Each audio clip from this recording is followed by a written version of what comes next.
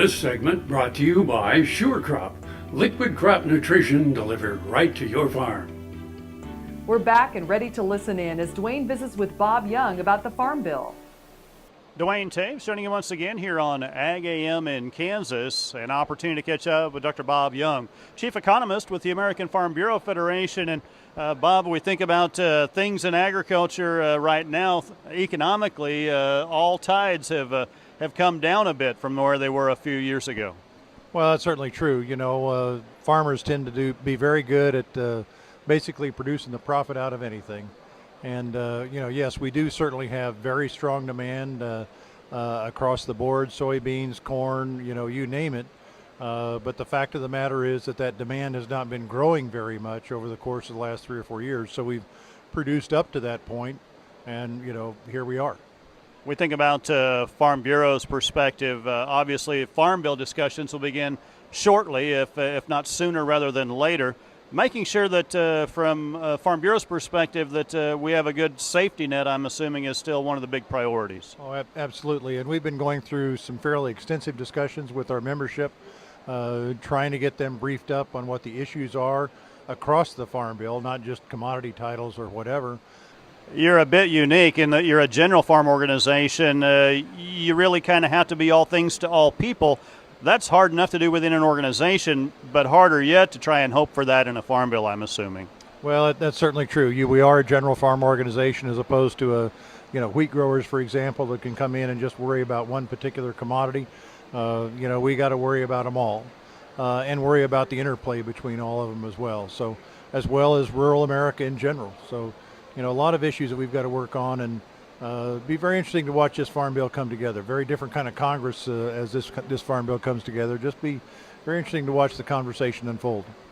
One thing about it, there's a number of people that have complained, and I'm curious about your opinion of the farm program receiving such a small portion of the dollars, quote, in the Farm Bill. But the realities are we need our urban counterparts to help get that passed. I guess, in my opinion, how does the Farm Bureau feel as well?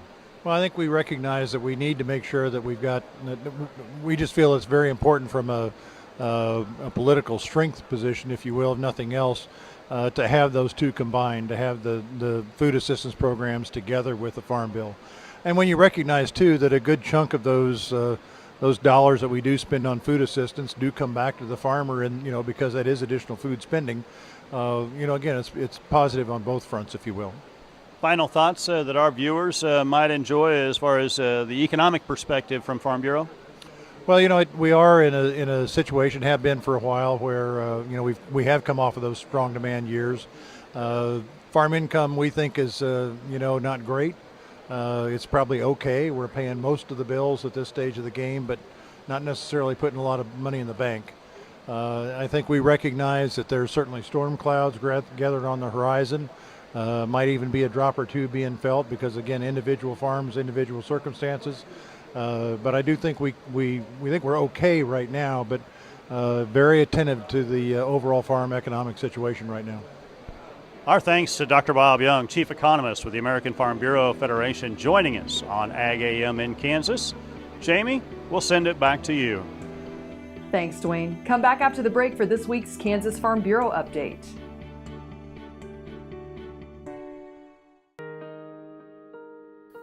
Clyde Sutton, Ness City, Kansas.